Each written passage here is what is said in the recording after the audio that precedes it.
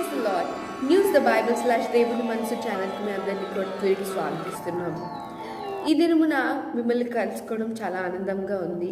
So please like, share and subscribe to our channel news the Bible / దేవుని మనసు and Facebook ID JCG church Visakhapatnam. చాలా రోజుల తర్వాత మిమ్మల్ని కలుసుకోవడం చాలా ఆనందంగా ఉంది. సో ఈరోజు నేను కొన్ని విషయాలతో మీ ముందుకు వచ్చాను.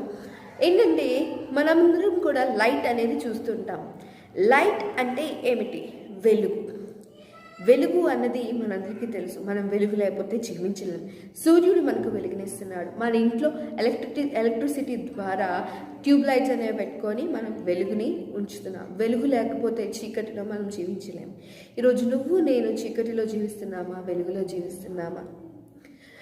నీ వెలుగు ఎవరుగా ఉన్నారు?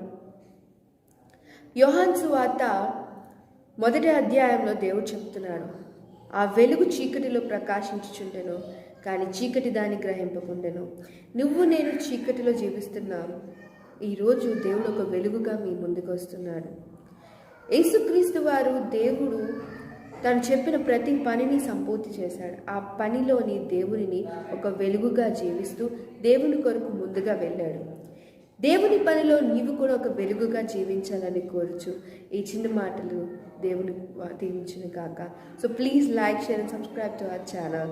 దేవుని మిమ్మల్ని దీవించును గాక. ఆమేన్.